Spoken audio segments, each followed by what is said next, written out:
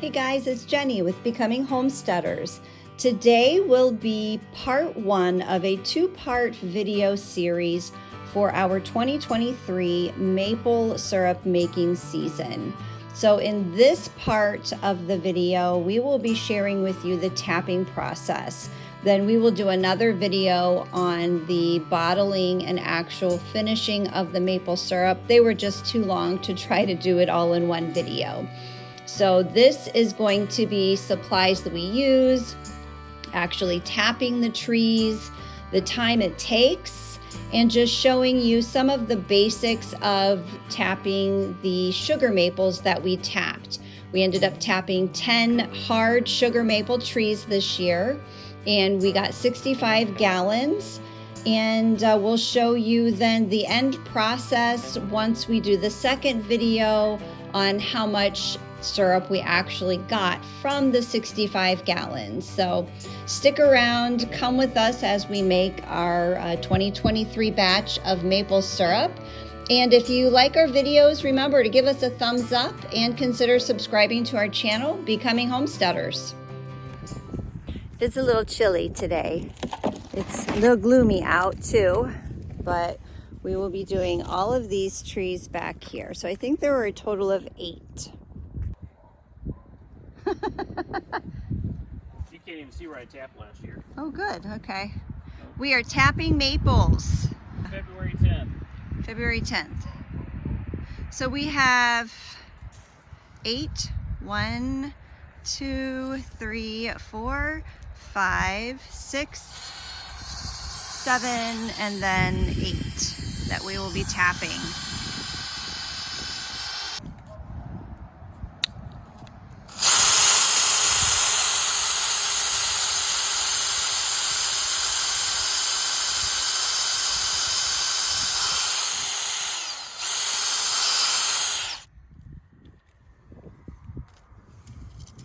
So a few years back, I guess this is our 3rd year, about 3 years ago, I'm just flipping through YouTube and I see these folks tapping maple trees.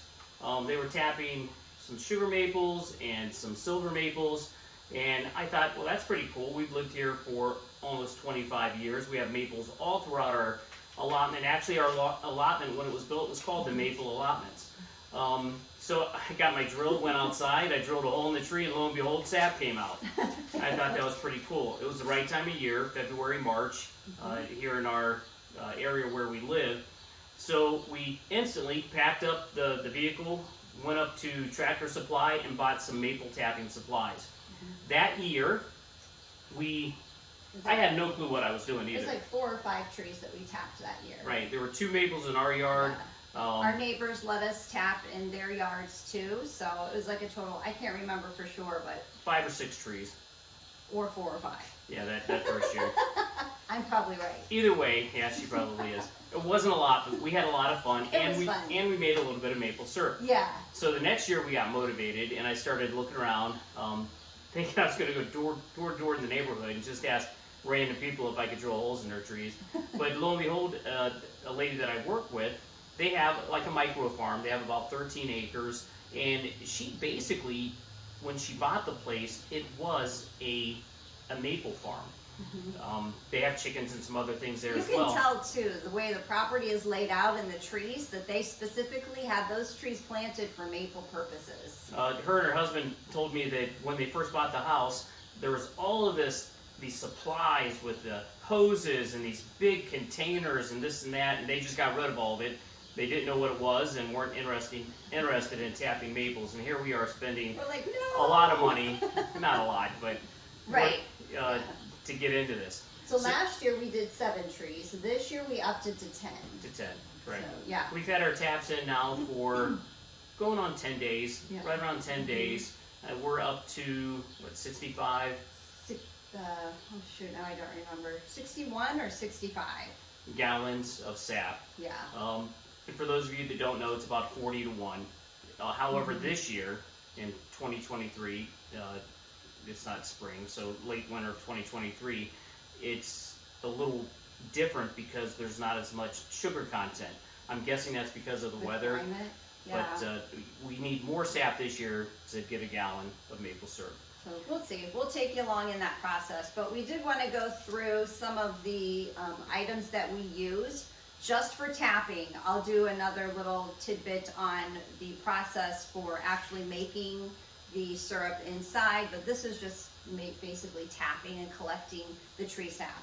We had so much fun that first year, and the maple syrup was so phenomenal. We were just, wow, this really works. I couldn't believe it. Oh, we had a lot of fun with it, and then we started watching everyone on YouTube, and yeah, it was fun. Yeah, we are absolutely hooked. So the first year we go to Tractor Supply, or local Tractor Supply, I had no clue what I was going to get. I was looking for buckets. My daughter said, well, they have these plastic bags over here. I think we can use those. And, you know, being older and wiser, I said, absolutely not. That's, you can't use that kind of stuff. Lo and behold, she was right. I was wrong. And we purchased a bunch of these, I believe they're 6-gallon bags. I don't know, either 4 or 6. 4 6-gallon bags. I'll find out for sure and put that up. So we bought the bags. And I'll also put a full picture of this because it's the bags with this metal handle that has like a little hole in the back where you attach it to the tree. I'll throw up a picture. It works great. It works out very well, and it keeps if you the do rain. it right. Right. We had a snafu this week where we didn't do it right. So you fold. She didn't do it right. You fold the bag over this lip like this, and then you slide it in.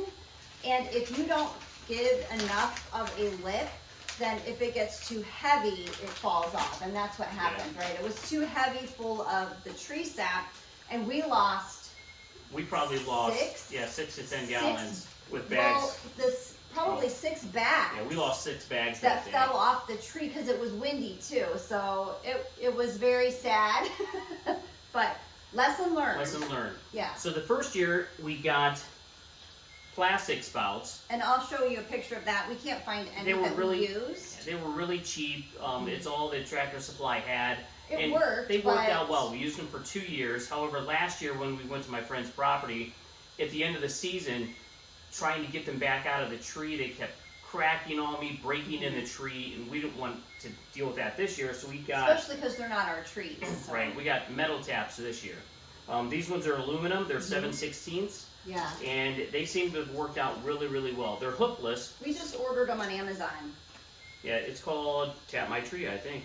No, this is Roth Sugarbush Maple Equipment. Okay. I believe the company that I ordered them from was called Tap My Tree. I'll link it. So they're hookless. You can't hook buckets onto them, but they work perfect for these bags. They're made specifically for the bags. Bags are really heavy duty too.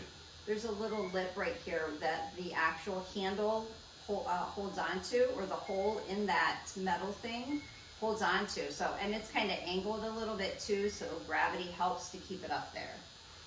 So like Jen said a little bit ago, we just started watching videos, and I found a great website, the Tap My Tree website, and they have videos that walk you step by step through the tapping process. The first year with the plastic spouts, they were 5/16. This year, these aluminum ones are 7/16. You only go in the tree about 1.5 inches, no more than 2 inches. So I marked my drill bit, and you kind of drill at an upward angle so you have a flow coming down. Simply tap the spout in with some type of hammer, and you are set. And so this is just electrical tape, right? Yep, that's just electric tape. Just so he knows where to stop. I didn't have the right size of the regular stop to put on there, so I just used electrical tape. And since we're transporting our sap from my friend's house, we went out and bought a bunch of these 6-gallon food-safe plastic water containers from Walmart. We have 6 of those. Yeah, we have 6 of those. And I think we filled all 6 up several times this year already.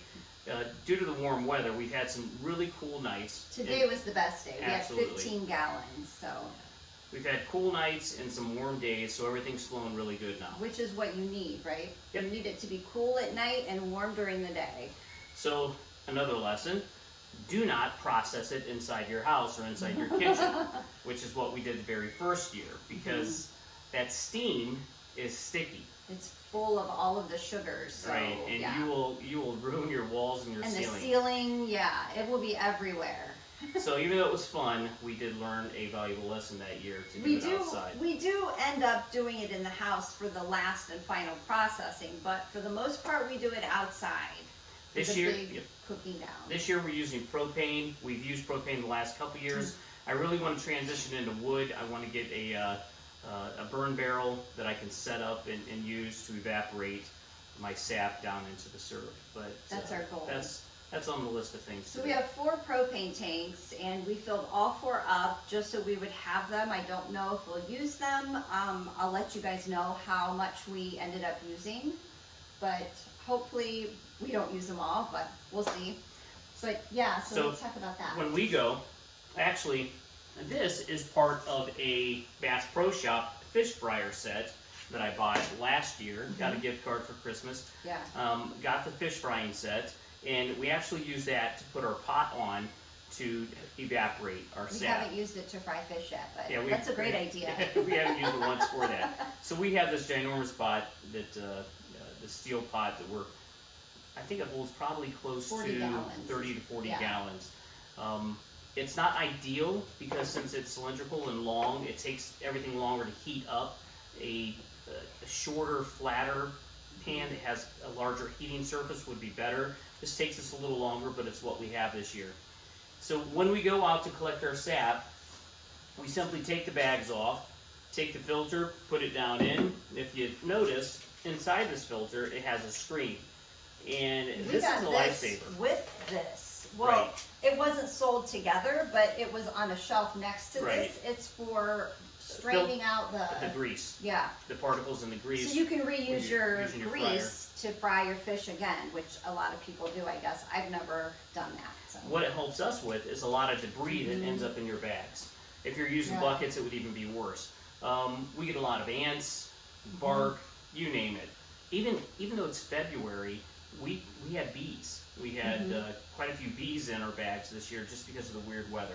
So we filter it, we put it in here, we bring it back, we store it until we're getting ready to start the evaporation process. We refrigerate it, which is a hoot because we end up taking everything out of our fridge. We only have 2 refrigerators, right. which I mean that's everything is full of these great, things but right now. we have this maple sap everywhere, so.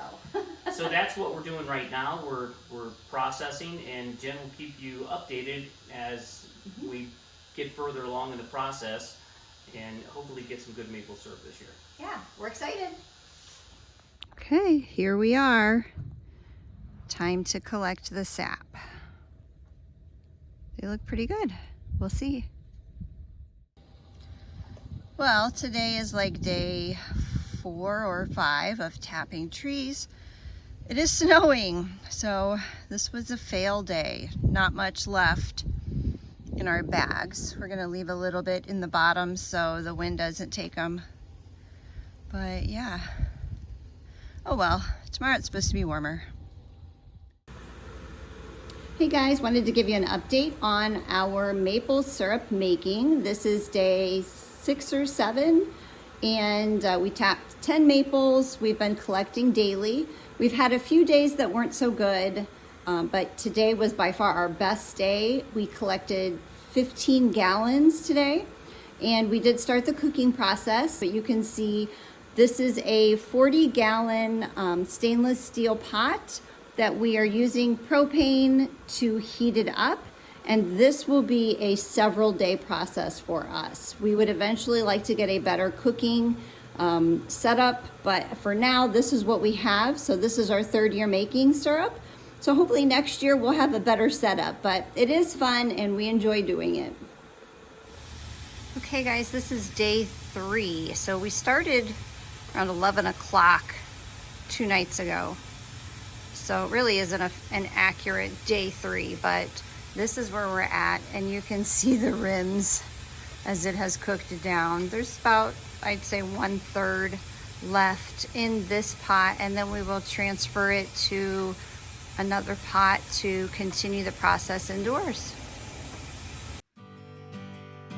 Okay, so the first part of our maple syrup making is done, and we will be bringing that leftover sap that's in the giant pot indoors to finish cooking. Now these 2 pots that are on the stove are not great for finishing purposes, so I will be transferring it once it cooks down into 1 pot. I will be transferring that to a heavy duty stainless steel pot, probably my pressure cooker for now, because it is big and can hold the volume that we need it to hold.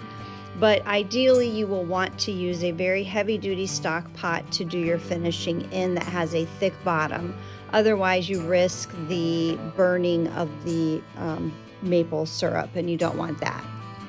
So this is the finished product then of the sap. We ended up collecting a total of 105 gallons, and we did 2 different cookings. So this was the first batch that we did. We did do another batch, like I said, 105 gallons total. So we are doing another video on the process of cooking it down indoors and then bottling it up. So stay tuned for that video. Thanks for watching, guys. We appreciate it. And remember to give us a thumbs up and watch for that next video.